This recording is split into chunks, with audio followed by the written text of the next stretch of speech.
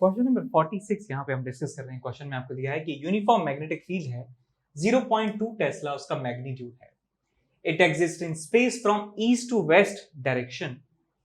East to west direction में यहाँ पे है हमारा मैग्नेटिक फील्ड, इस डायरेक्शन में मैग्नेटिक फील्ड है। With what speed should a particle of mass this much gram having a charge of this much coulomb be projected from south to north? तो एक हमारे पास पॉजिटिव चार्ज है जिसको south से north direction में जो है हम प्रोजेक्ट कर देते हैं। साउथ से नॉर्थ ये इसकी वेलोसिटी है। तो आपको बताना है कि कितनी वेलोसिटी से इसको फेंकें जिससे ये यूनिफॉर्म वेलोसिटी से मूव करने लग जाए। कितनी स्पीड से हम इसे फेंकें जिससे ये यूनिफॉर्म वेलोसिटी से मूव करे। यूनिफॉर्म वेलोसिटी से मूव करने का मतलब है कि इसका एक्सेलरेशन जो है 0 के बराबर हो। इसका मतलब इसके ऊपर लगने वाला जो नेट फोर्स है वो 0 के बराबर हो जाए। ठीक, तो यहां आप देखिए बेटा कि वेलोसिटी इस तरफ है और मैग्नेटिक फील्ड इस तरफ है, तो V क्रॉस B देखें तो अपवर्ड डायरेक्शन में मैग्नेटिक फोर्स इसके ऊपर लग रहा है और कोई फोर्स यहाँ पे है नहीं। अपवर्ड डायरेक्शन में मैग्नेटिक फोर्स है और डाउनवर्ड डायरेक्शन में इसके ऊपर एक ग्रेविटेशनल फोर्स भी लग रहा होगा। तो मैं कह सकता हूं इसके ऊपर लगने वाले जो फोर्स हैं सिर्फ दो ही फोर्स हैं और ये दोनों फोर्स मिलकर यदि 0 के बराबर हो जाएंगे तो कह सकता हूं एक्सेलरेशन भी 0 के बराबर हो जाएगा और एक्सेलरेशन 0 हो जाएगा तो वेलोसिटी जो है कांस्टेंट हो जाएगी। तो बस आपको करना क्या है कि Q V B sin 90 ये जो मैग्नेटिक लॉरेंस फोर्स है इसको बराबर करना है mg के। तो आपको यहां से वेलोसिटी मिल जाती है mg अपॉन qb के बराबर। मास कितना है 0.010 यानी कि 10⁻⁻² किलोग्राम इंटू g की वैल्यू 10 डिवाइडेड बाय चार्ज कितना है आपके पास 10⁻⁻5 और मैग्नेटिक फील्ड की वैल्यू कितनी है 0.2 यानी 2 इंटू 10⁻⁻1। इसको आप सॉल्व कर लेंगे तो ये 10⁻⁻1 से ये सब कैंसिल आउट हो गया। आपको मिल गया 10⁵ डिवाइडेड बाय 2। तो आपको यहाँ से मिल जाता है 5 इंटू 10⁴ मीटर पर सेकेंड। इतनी स्पीड से आपको पार्टिकल को प्रोजेक्ट करना होगा। इसके बाद हम चलते हैं अगले क्वेश्चन की तरफ। अगला क्वेश्चन है 47। एक पार्टिकल सर्कल में मूव करता है जिस सर्कल का डायमीटर 1 सेंटीमीटर है। डायमीटर दिया है, ध्यान रखें। Under the action of magnetic field of 0.40 tesla and electric field of 200 volt per metre makes the path straight. Path जो है उसका स्ट्रेट हो जाता है। Find the charge by mass ratio of the particle. तो आप यहां पे एक बात ध्यान दीजिए कि पार्टिकल का पाथ स्ट्रेट है। पार्टिकल का पाथ स्ट्रेट है तो यहाँ पे हम कह सकते हैं कि उसके ऊपर लगने वाले जो टोटल फोर्सेस हैं उनका सम जो है 0 के बराबर है। लगने वाले फोर्सेस जो हैं वो उसके पास QE इलेक्ट्रोस्टैटिक फोर्स और जो मैग्नेटिक फोर्स है QVB ही लग रहे हैं। तो मैं इन दोनों को जो है इक्वेट कर सकता हूँ। बेसिकली क्रॉस फील्ड का क्वेश्चन है जहाँ पे मैग्नेटिक फील्ड इलेक्ट्रिक फील्ड एक साथ एग्जिस्ट कर रहे हैं और उसके ऊपर जो नेट फोर्स है दोनों फील्ड्स की वजह से वो 0 के बराबर है। तो QE की वैल्यू QVB के बराबर होनी चाहिए। Q से Q कैंसिल आउट हुआ। Electric field 200 must be equal to velocity कितना है नहीं पता, मैग्नेटिक फील्ड कितना है 0.40 टेस्ला। तो यहाँ से वेलोसिटी आपको मिल जाएगा 200 डिवाइडेड बाय 4 इंटू 10। 4 से गया है 50 बार, आपको मिल जाता है स्पीड 500 मीटर पर सेकेंड। अब हमें ये भी मालूम है कि उसका जो सर्कल का डायमीटर है वो 1 सेंटीमीटर है। तो मैं सर्कल का रेडियस बता सकता हूं कितना होगा 0.5 सेंटीमीटर यानी इंटू 10⁻⁻2 मीटर। इतने मीटर रेडियस है और रेडियस को लिख सकता हूं mv अपॉन qb।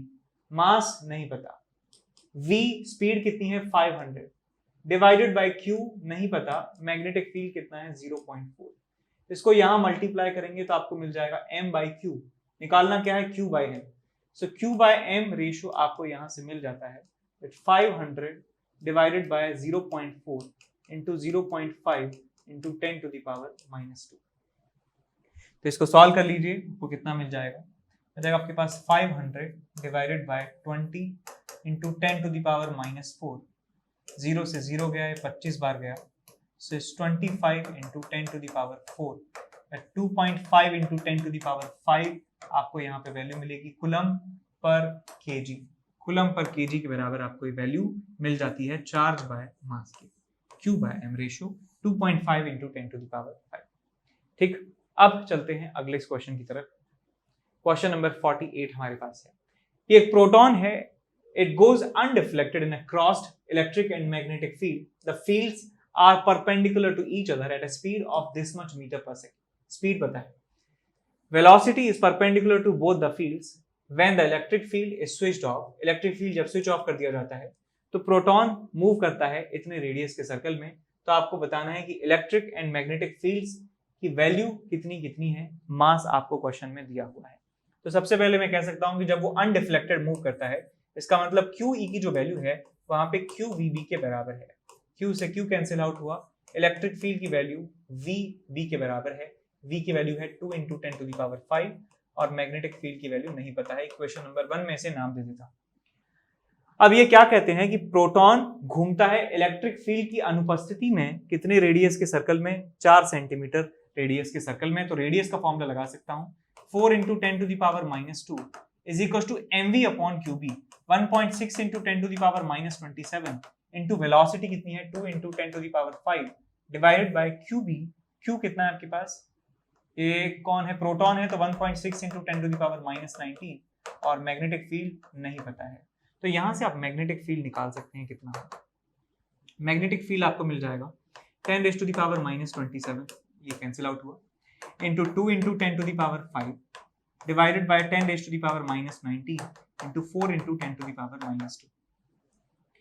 तो ये 10⁻19 एंड 10⁻², 10⁻21 बन के ऊपर बन जाते हैं 10⁻+21. +21 -27 कितना बचेगा, -6 आपको मिलने वाला है. -6 को मल्टीप्लाई करेंगे +5 से तो -1 बनेगा. तो 0.2/4 आपको यहाँ पे मिल जाता है. इसको आप कैंसिल आउट कर देंगे. 0.1/2 0.05 आपको यहाँ पे मिल जाएगा मैग्नेटिक फील्ड टेस्ला के बराबर. 0.05 Tesla will be the magnetic field की वैल्यू.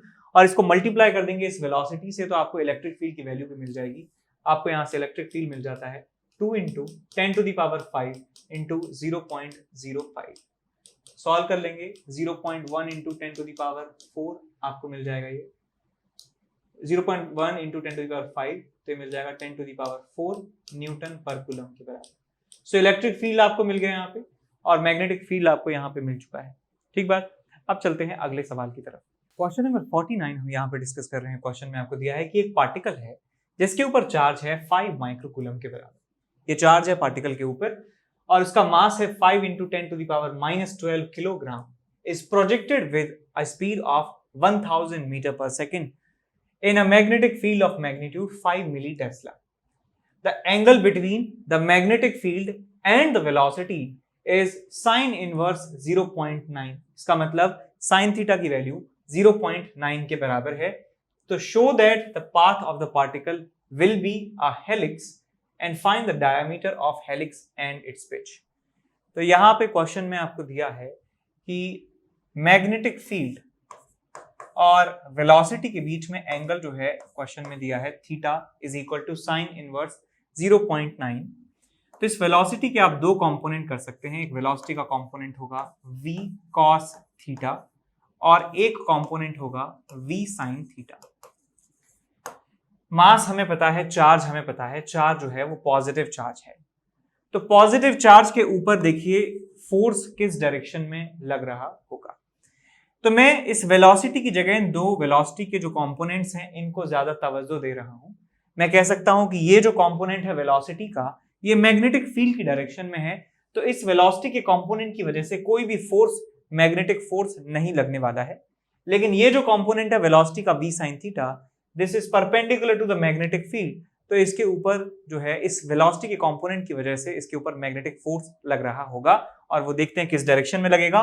वेलोसिटी ऐसे है, मैग्नेटिक फील्ड ऐसे है. सो v क्रॉस b अंदर की तरफ फोर्स लग रहा होगा. इसकी इनिशियल वेलोसिटी ऐसे है, फोर्स इस तरीके से है. तो इसका जो मोशन है इस वाले कंपोनेंट की वजह से वो इस तरीके से होने वाला है. तो ये v sin थीटा की वजह से ऐसे सर्कल में घूमेगा, इस तरीके से सर्कल में घूमेगा v sin थीटा वाले कंपोनेंट की वजह से. और क्योंकि इसके पास v cos थीटा वाला कंपोनेंट भी है तो ये घूमेगा और साथ में आगे बढ़ेगा. तो इस तरीके से इसका मोशन होने वाला है.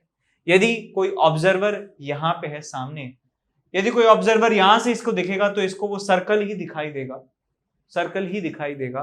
लेकिन यदि कोई ऑब्जर्वर सामने से देख रहा है तो उसको दिखेगा कि ये ऐसे भी घूम रहा है और आगे भी चल रहा है लाइक अ हेलिक्स। वेलोसिटी ऐसे ऐसे इस तरीके से जो है इसका मोशन होने वाला है लाइक दिस, इस तरीके से।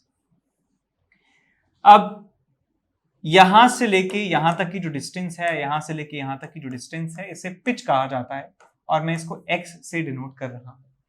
और जो इसका क्या पूछा, डायमीटर पूछा है। डायमीटर का मतलब ये जो लूप बन रहा है बेटा, ये जो लूप बन रहा है, ये डायमीटर आपको बताना है 2r के बराबर बताना है। यानी डायमीटर जो है वो v sin थीटा वाले वेलोसिटी के कंपोनेंट से होने वाले सर्कुलर मोशन का पार्ट है, और पिच जो है वो v cos थीटा वाले वेलोसिटी के कंपोनेंट से होने वाले मोशन का पार्ट है। तो मैं यहाँ पे लिख सकता हूँ कि रेडियस जो इसकी होने वाली है वो होने वाली है m v sin theta divided by QB। आपको डायमीटर निकालना है तो 2r कर दीजिए, 2 से मल्टीप्लाई कर दीजिए तो डायमीटर आपको मिल जाता है।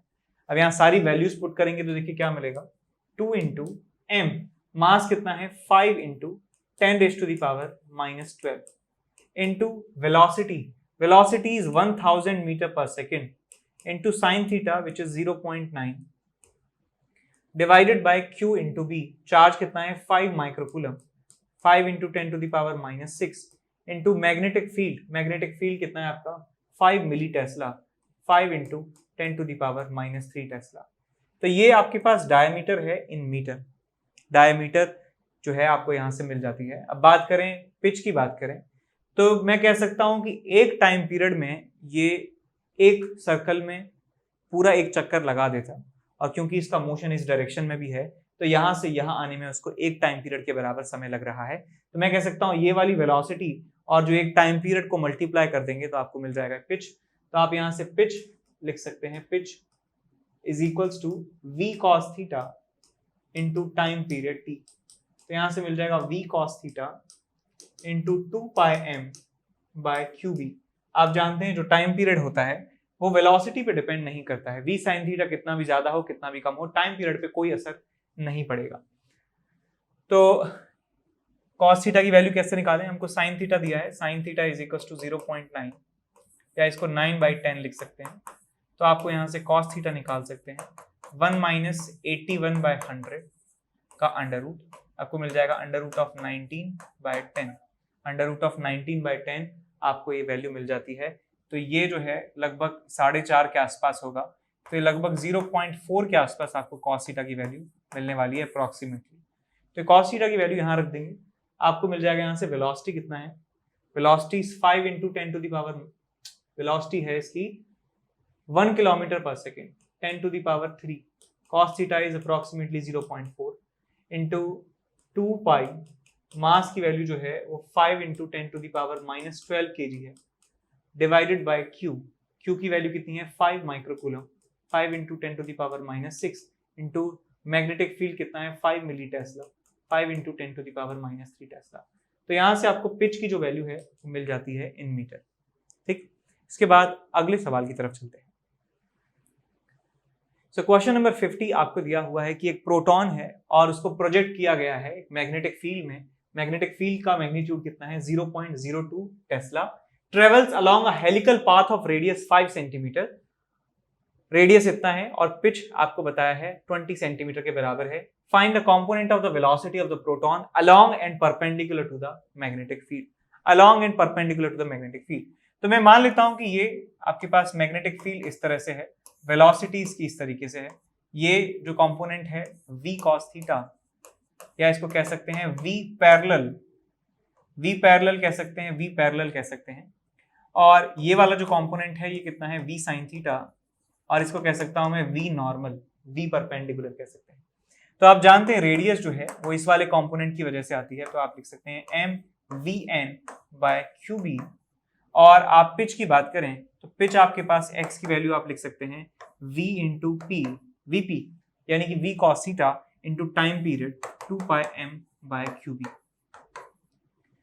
तो ये आपके पास दो वैल्यूज हैं जो आपको क्वेश्चन में दी हुई हैं कि ये 5 सेंटीमीटर के बराबर है, 5 सेंटीमीटर, और ये कितना है आपके पास 20 सेंटीमीटर के बराबर है, और आपको मैग्नेटिक फील्ड दिया है, आपको मास दिया है, आपको प्रोटॉन का चार्ज पता है। तो आप यहां से वैल्यू पता लगा सकते हैं Vn और वीपी की वैल्यू आप क्लियरली बड़ी आसानी से यहाँ से निकाल सकते हैं। ठीक है, अब इसके बाद चलते हैं अगले क्वेश्चन की तरफ। अगला क्वेश्चन है हमारे पास क्वेश्चन नंबर 51। एक पार्टिकल के पास मास m है और चार्ज q है और उसको रिलीज कर दिया जाता है ओरिजिन से इन a reason in which electric field and magnetic field are given by minus b naught j cap and e naught k cap. Find the speed of the particle as a function of its z coordinate. तो हमें particle की net speed बतानी है बेटा, particle की net speed बतानी है as a function of z coordinate. तो पहली बात तो आप ये ध्यान रखिए कि जो मैग्नेटिक लॉरेंस फोर्स होता है, मैग्नेटिक लॉरेंस फोर्स होता है, वो हमेशा वेलोसिटी के परपेंडिकुलर होता है और उसका वर्क डन 0 के बराबर होता है। स्पीड को चेंज करने में उसका कोई भी योगदान नहीं होता है। तो यदि मैं वर्क एनर्जी थ्योरम लिखता हूं पार्टिकल के लिए जब वो ओरिजिन पे था और जब वो z एक्सिस पे किसी पॉइंट पे था, तो यहां पे मैं लिखूंगा work done by magnetic force plus work done by electrostatic force is equals to change in kinetic energy. हम जानते हैं कि मैग्नेटिक फोर्स का कोई भी वर्क डन नहीं होगा बिकॉज वो हमेशा वेलोसिटी के परपेंडिकुलर है, किसी भी छोटे डिस्प्लेसमेंट के परपेंडिकुलर है, सो वर्क डन इसका होगा 0। इलेक्ट्रिक फोर्स के वर्क डन की बात करें, पॉजिटिव चार्ज है उसके ऊपर फोर्स लगेगा constant q e not z direction में, इनटू मान लीजिए वो z ऊपर चला जाता है तो q e not into z के बराबर उसका वर्क डन होगा इलेक्ट्रोस्टैटिक फोर्स का is equal to change in kinetic energy. Final kinetic energy half mv² होगी और इनिशियली वो रेस्ट से स्टार्ट किया था, तो आप यहां से निकाल सकते हैं कि उसकी स्पीड जो है वो होने वाली है 2 times q e not z divided by m का अंडर रूट। तो ये स्पीड उसकी हो जाएगी। ये बड़ा आसान है, आपको देखने से ऐसा लगेगा कि यार वो मैग्नेटिक फील्ड की वजह से ऐसे अपना कर्व्ड पाथ जो है ट्रेवल करेगा और इलेक्ट्रोस्टैटिक फोर्स की वजह से उसके पास कुछ एक्सेलरेशन होगा, तो मोशन बहुत ही कॉम्प्लिकेटेड होने वाला है। तो कैसे स्पीड निकालेंगे? तो बस आपको कुछ नहीं करना है, आपको सिर्फ वर्क एनर्जी थ्योरम लगानी है। इसका वर्क डन 0 ही होगा, चाहे वो कहीं पर भी पहुंच जाए, कैसे भी चल रहा हो, मैग्नेटिक फोर्स का कोई भी वर्क डन नहीं होगा। इलेक्ट्रिक फोर्स का वर्क डन वो कितना भी चला जाए, कैसे भी पाथ से चला जाए, तो इसका वर्क डन, क्योंकि इलेक्ट्रोस्टैटिक फोर्स ये कंजर्वेटिव फोर्स है, तो इनिशियल और फाइनल पोजीशन पे डिपेंड करता है इसका वर्क डन। तो यहाँ पे वर्क डन लिख दिया q e not z is equal to change in kinetic energy that is half mv² minus initial वो 0 पे था, तो आंसर आ जाएगा। ये बड़ा आसान था। इसके बाद चलते हैं अगले क्वेश्चन की तरफ, क्वेश्चन नंबर 53। इस क्वेश्चन में दिया है कि रेक्टेंगुलर कॉइल है जिसमें 100 नंबर ऑफ टर्न्स हैं और जिसकी दो साइड जो है 5 सेंटीमीटर 4 सेंटीमीटर है और इसको प्लेस कर दिया जाता है with its plane parallel to uniform magnetic field, यानी जो इसका प्लेन है उस प्लेन के ही परपेंडिकुलर मैग्नेटिक फील्ड रखा गया है।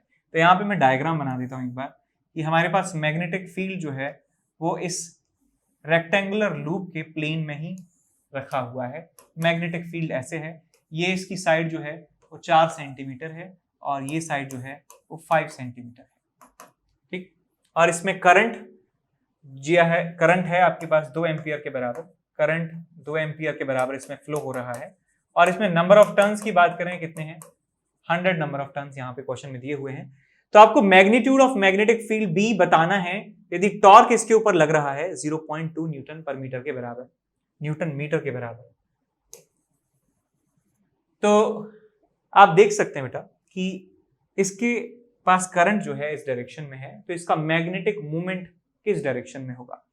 तो जब भी आपको मैग्नेटिक मूवमेंट देखना हो किस डायरेक्शन में है, तो अपने राइट हैंड की जो फिंगर्स हैं उनको कर्ल कीजिए जिस सेंस में करंट यहाँ पे मूव कर रहा है, करंट फ्लो हो रहा है, जिस सेंस में करंट फ्लो हो रहा है उस सेंस में अपनी राइट हैंड की फिंगर्स को कर्ल कीजिए। इस तरीके से कर्ल कीजिए, नेचुरल मूवमेंट में कर्ल करना है, ऐसा नहीं कि सर मैं तो ऐसे कर दूंगा, एक हाथ से नेचुरल मूवमेंट में कर्ल करेंगे। तो ये नीचे की तरफ आपको मिल रहा है मैग्नेटिक मूवमेंट, तो मैग्नेटिक मूवमेंट m वेक्टर जो है नीचे की तरफ है m vector. Magnetic field b vector इस तरह से है, दोनों के बीच में एंगल कितना है 90 डिग्री के बराबर। तो मैं टॉर्क यहां पे लिख सकता हूं, टॉर्क का magnitude mb sin 90। Magnetic movement कितना होता है NIA के बराबर, निया जो है मैग्नेटिक मूवमेंट है into b sin 91 is equal to torque. सारी वैल्यूज यहां पे पुट करते जाइए। तो नंबर ऑफ टर्न्स दिए हैं 100 के बराबर, करंट दिया है 2 एम्पियर, एरिया की बात करें, एरिया कितना है 5 इंटू 4 कितना हो जाएगा 20 centimetre square, so it's 20 into 10 to the power -4। Into magnetic field कितना है, मैग्नेटिक फील्ड है आपके पास, वही कैलकुलेट करना है। अच्छा, और is equal to torque which is 0.2। Solve कर लेंगे इसे। सो 0.2 को लिख सकता हूं मैं 2 इंटू 10 टू द पावर -1। सो ये 1 2 3 0 और यहाँ 10 की पावर -1 बचा है, 10 की पावर -1 यहाँ से कैंसिल आउट हो गया, 2 से चला गया ये 2, आपके पास बचा है यहाँ 2 into B is equal to 1। So B is equal to 0.5 tesla. तो ये मैग्नेटिक फील्ड की वैल्यू आपको यहाँ से मिल जाती है। इसके बाद चलते हैं अगले क्वेश्चन की तरफ। अगला क्वेश्चन है हमारे पास क्वेश्चन नंबर 54। एक 50 टर्न का सर्कुलर कॉइल है जिसका रेडियस 2 सेंटीमीटर है, 2 सेंटीमीटर है, नंबर ऑफ टर्न्स कितने हैं 50 के बराबर, carrying a current of 5 ampere is rotated in a magnetic field of strength 0.20 Tesla. 0.20 Tesla magnetic field की स्ट्रेंथ है और करंट है 5 एम्पियर के बराबर। What is the maximum torque that acts on the coil? तो कितना मैक्सिमम टॉर्क इसके ऊपर लग सकता है? तो हम जानते हैं कि जो टॉर्क है वो होता है M B sine theta, magnitude की बात करता हूं मैं। सो एम जो है वो डिपेंड करता है नंबर ऑफ टर्न्स कितने हैं, करंट कितना है और एरिया कितना है, वो सब कुछ सेम है। मैग्नेटिक फील्ड जो है वो भी कांस्टेंट है, लेकिन जो एंगल है दोनों के बीच में वो अलग अलग ओरिएंटेशन में अलग अलग हो सकता है। जिस अलग अलग ओरिएंटेशन होगा लूप का तो अलग अलग एंगल होगा एम वेक्टर और बी वेक्टर के बीच में। तो टॉर्क की वैल्यू जो है वो भी अलग अलग होने वाली है। मैक्सिमम कितना हो सकता है, यदि आपको लेफ्ट हैंड साइड मैक्सिमम करनी है तो राइट हैंड साइड को मैक्सिमम करना होगा। साइन थीटा की मैक्सिमम वैल्यू कितनी हो सकती है 1 के बराबर, तो आपको मिल जाएगा m into B, M B N I A B, N I A B निबा, निबा भी लिख सकते हैं, निबा, निबा के बराबर है हमारा टाउ। नंबर ऑफ टर्न्स कितने हैं 50, करंट कितना है आपके पास 5 एम्पियर, मैग्नेटिक फील्ड कितना है 0.2 टेस्ला और एरिया कितना है पाई आर स्क्वायर के बराबर, pi R square 2 square 4 centimetre square 10 to the power -4। तो बस आप इन सबको मल्टीप्लाई कर लीजिए, आपको आंसर जो है मिल जाएगा कि मैक्सिमम टॉर्क कितना हो।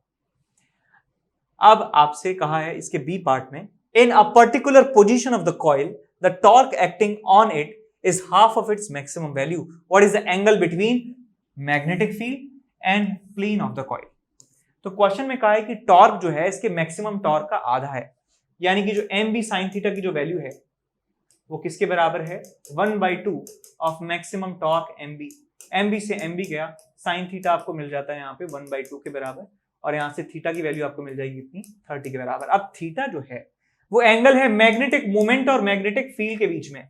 अब मैग्नेटिक मोमेंट जो होता है बेटा ये प्लेन के परपेंडिकुलर होता है, ये एम वेक्टर की डायरेक्शन होती है इस लूप के लिए, और मान लीजिए मैग्नेटिक फील्ड इस तरीके से है तो इन दोनों के बीच में एंगल दिया है आपको 30 डिग्री, लेकिन हमें निकालना है प्लेन जो है लूप का और मैग्नेटिक फील्ड के बीच में, यानी कि आपको ये वाला एंगल बताना है कितना होगा। तो मैं लिख सकता हूँ alpha is equal to 90 minus theta 90 minus 30 is equal to 60 degree. तो आपका आंसर होगा 60 डिग्री।